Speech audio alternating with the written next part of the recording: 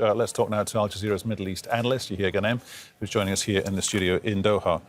Sweeping generalities to do with Mubarak, always a bad idea, but I'll do it anyway. Would it be fair to say he started off as a popular president, but ended as an unpopular dictator? Well, let me put it that way.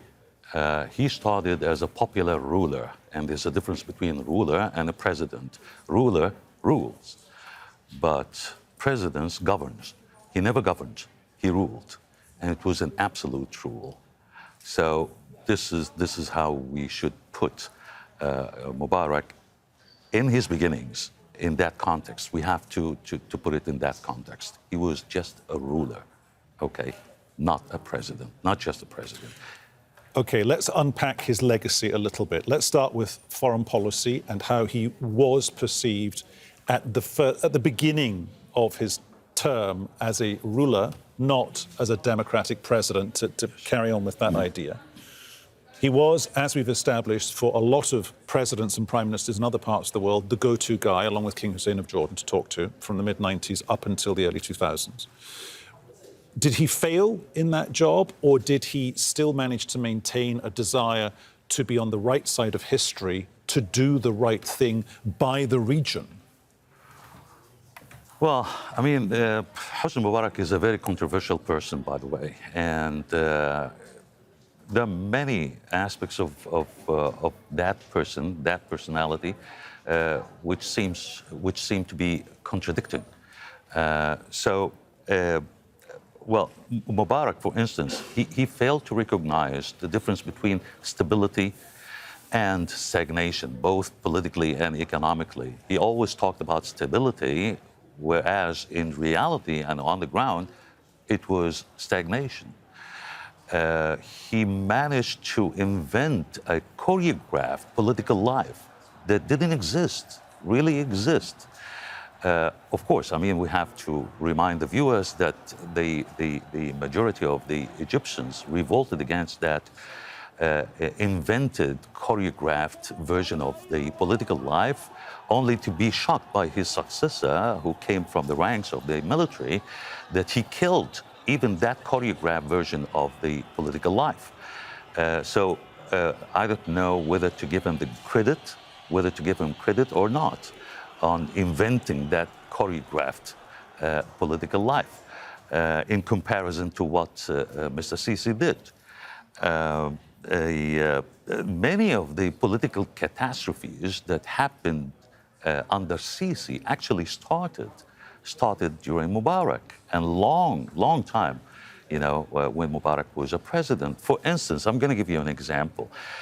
You know, not so many people know the fact that when when Sisi and his establishment gave up the two islands of Tiran and Sanafir, it was not actually their own doing. It all started back in 1991 when Hosni Mubarak, under the pressure of both the United States, Saudi Arabia, and Israel, signed a presidential decree that set a baselines for the Egypt's exclusive economic zones that actually ejected both islands from the Egyptian sovereignty. So, and it took 20 years, more than 20 years, according to the international law, for Saudi Arabia to put this Egyptian presidential decree into force and to take over the two islands. So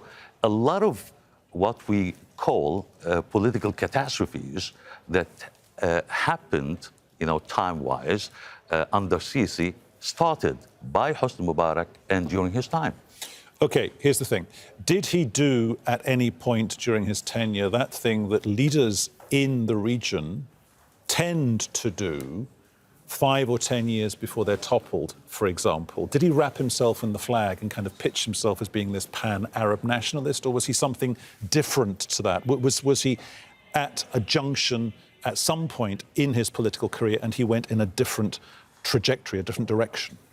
Well, I guess that goes only for the first few years of his rule, when he shrouded himself with that Arab nationalism flag, but soon he gave up that flag. And he just gave up the reign to regional powers, other regional powers like Saudi Arabia, the Gulf in general, and Israel and the United States. He was being dictated most of the time by the United States. But there was never a sensation or a sense, perhaps, when he was talking to George Bush the first, or George W. Bush, George Bush's son, as before he became US president, or talking to Barack Obama, or talking to King Hussein of Jordan, or talking to Saddam Hussein. There was never a sense that he was going to do that thing that, quotes, dictators do. They always do the same thing. They always say, I had to do what I've done for the good of the country. Because he was there for so long, he had a period of 25 years where he didn't have to say that, even if he'd said it in the first place. Yeah.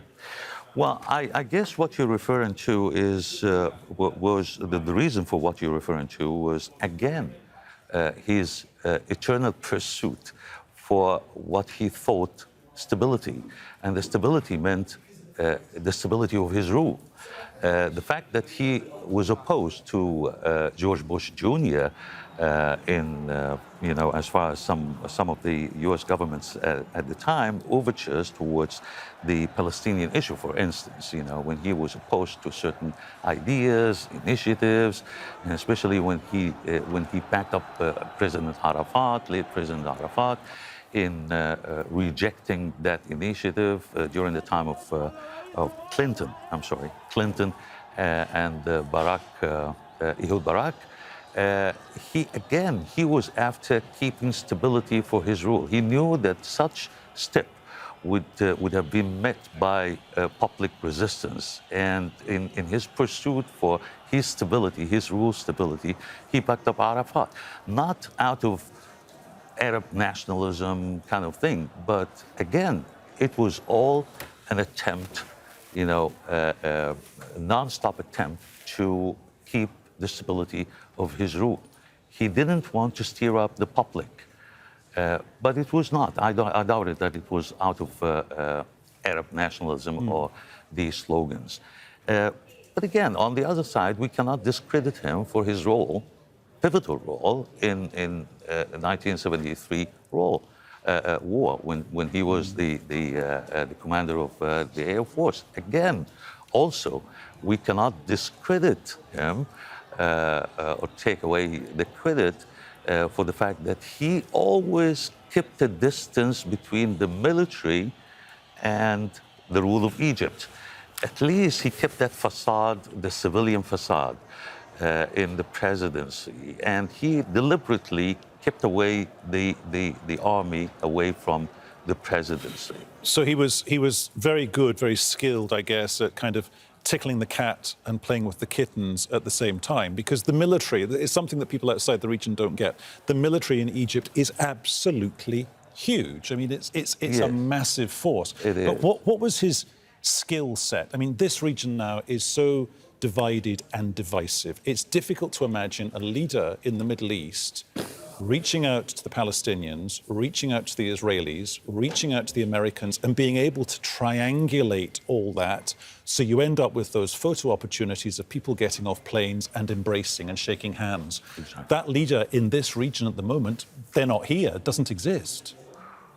Well, I have to admit, and I have to agree with what you said. I mean, those kind of, I would say, leaders, they're becoming more and more rare species in the region. And I think it's not just a regional phenomenon, it's a worldwide phenomenon with different levels. But back again to Mubarak principle, and this is what I heard directly from him. His principle was, let's not rock the boat.